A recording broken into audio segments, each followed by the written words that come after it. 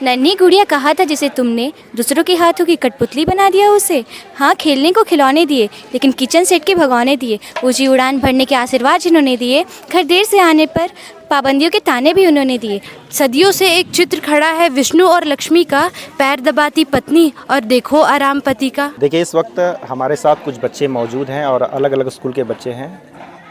मैं इस वक्त हजारीबाग ज़िला से महज 20 किलोमीटर की दूरी पर स्थित झुमरा में हूँ और यह दारू प्रखंड अंतर्गत आता है। एक स्कूल के कैंपस में बैठा हूँ, जीपीएस स्कूल के कैंपस में बैठा हूँ और हमारे साथ कुछ बच्चे हैं।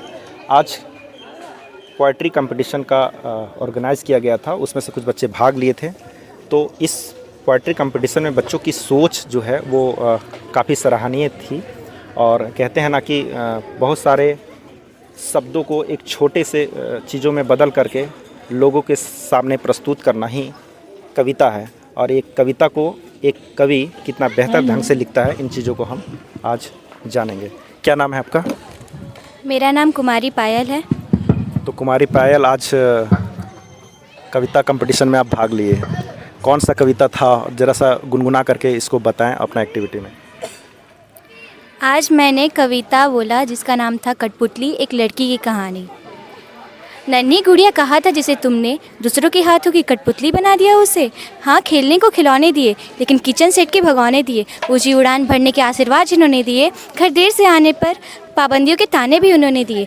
खामोश रहना उसे सिखाया गया, खामोश रहना उसे सिखाया गया। तुम लड़की हो, उसे कदम कदम पर समझाया गया। जब लड़ती अपने हक के लिए तो इस जमाने में उसे बदतमीज ठहराया गया। जब बिटिया बड़ी हुई तो उसका कहीं आना जाना भी बंद हुआ। उसके कभी कभी सवरने से ये सारा जमाना भी तंग हुआ। फिर एक दिन खुशियों भरा माहौल घर में बनाया गया। लड़के वालों को बड़े आदर सत्कार के साथ घर में बुलाया गया। उम्र बढ़ गई है तुम्हारी, बिटिया के मना करने पर भी उसे कई बार समझाया गया। सादगी में जो रही थी आज तक उसे बस एक शख्स के लिए पूरी अच्छी तरह सजाया गया। चाहती नहीं थी सब कबूल करना, लेकिन उसे निकाहनामा पढ़वाया गया। जब बिटिया पहुंची ससुराल थी, जिसे 6 बजे के बाद बाहर जाने ना दिया, उसे 100 किलोमीटर दूर ससुराल भेज दिया। ये बात घर वालों की बाकमाल थी। समझ नहीं आया क्यों बिटिया को ससुराल भेजते वक्त घर वालों की खुशी कोई बेमिसाल थी। अब जो सिखाया तो उसकी माँ ने, बिटिया ने भी उसी का उच्चारण किया। घर में छोटे हो या बड़े, उसने सबकी आज्ञा का पालन किया। अपनी गलती ना होने पर भी घर की खुशी और शांति के लिए हर बात पर मौन धारण दिया। मेरा नाम साक्षी है। अच्छा, कौन सी कविता था आपका आज? मेरा कविता का नाम नारी आओ बोलो था। नारी आओ बोलो। अच्छा, ये कहाँ से मिला कि इस तरह का कविता लिखना चाहिए, इस तरह का कविता बोलना चाहिए? कौन? ये हमारे टीचर मतलब प्रिंसिपल ने बताया था कि ऐसा कविता बोलना चाहिए जिससे अच्छा लगेगा वहाँ पे। कविता कौन सा था? जरा 4 लाइन गुनगुना करके बताएं। देना हो नर को तलाक तो चाहे जब दे जाए, और चाहे पत्नी तो जाके पहले पति से अनुमति लाए। सदियों से एक चित्र खड़ा है विष्णु और लक्ष्मी का, पैर दबाती पत्नी और देखो आराम पति का। कुछ बच्चे हमारे साथ, कौन सा कविता था आपका? मंजिल। गुनगुना के जरा बताएं। मंजिल तेरी है बहुत, पर उसको हासिल करना है। चट्टानों से भी आगे बढ़ना है और पर्वत से भी। पत्थर भी भगवान बन जाते हैं जब उसे हथौड़े की चोट पड़ती है। पत्थर भी भगवान बन जाते हैं जब उन्हें हथौड़े की चोट पड़ती है। तो क्या संदेश है इस कविता में? कि हमें अपनी मंजिल को बिल्कुल भी भटकना नहीं चाहिए। मंजिल पर से जो हमने ठाना है उसे पूरा करके ही, बहुत सारी आपको कठिनाइयाँ आएंगी, लेकिन आपको प्रयास करते रहना है। एक बार नहीं तो 2 बार, 2 बार नहीं तो 3 बार, बार करते रहना जब तक आप उसको हासिल ना कर पाए। और एक, क्या नाम है आपका? मेरा नाम सोनल है। मैं बिरसा मेमोरियल हाई स्कूल से आई हूँ।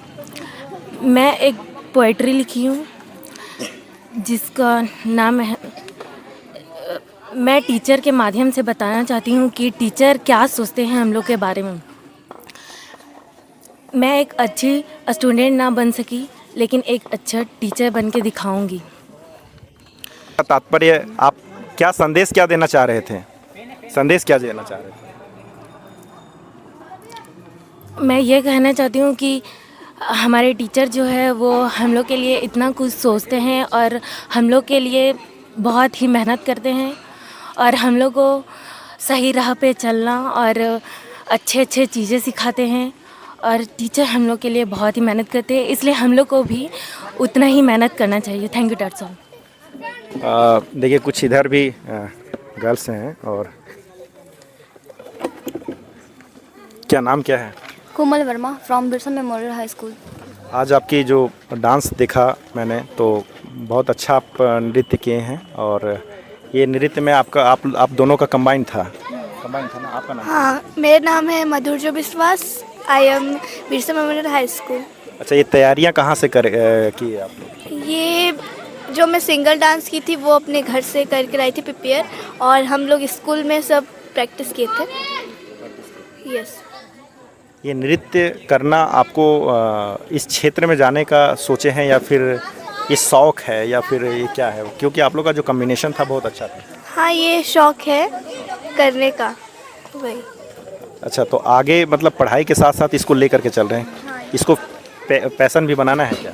यस, पर हम लोग, मेरे को बनना डॉक्टर, ऐसे डांस कैसे शौक है बस। आप बताएं। सर, डांस करना हमारा भी एक शौक़ है, लेकिन अगर पैशन में भी वो साथ रहा तो एजुकेशन के साथ वो भी आगे चलेगा। और आपके जैसे जो बच्चे आपको देख रहे हैं उनको आप क्या संदेश देना चाहेंगे? मतलब क्या बोलना चाहेंगे कि नृत्य करना ये सही है? जैसे लड़कियों को कहा जाता है कि एक स्टेज पर डांस करना सही नहीं है, पहले बोला जाता था, अभी आधुनिक युग में इसको फैशन माना जाता है। तो आप अभी के युग में क्या सोचते हैं? सर, पहली बात कि जो डांस होता है वो अलग अलग टाइप से होता है। मैं अपने डांस से केवल हमारे इंडियन के कल्चर को दिखाना चाहती हूँ। तो मैं बस उन लोगों को कहूँगी जो कल्चर के थ्रू आगे जो बढ़ना चाहते हैं, कल्चर को जो दिखाना चाहते हैं, मैं बस उनके लिए कहूँगी कि हाँ, डांस करना ही चाहिए, जो भारतीय संस्कृति को जो दिखाएं डांस के थ्रू। देखिए, तो बच्चों की सोच है कि जो हमारी भारतीय संस्कृति है, वो संस्कृति को दिखाना, अपनी कला को प्रदर्शित करना, ये बहुत अच्छे दृष्टि से देखा जा रहा है। भी आधुनिक युग के बच्चे ऐसा सोचते हैं। लेकिन एक समय था जब बच्चियां अगर किसी स्टेज पर डांस कर दी तो उन्हें एक अलग दृष्टि से देखा जाता है, डांस नहीं करनी चाहिए, केवल लड़कों को डांस करना चाहिए।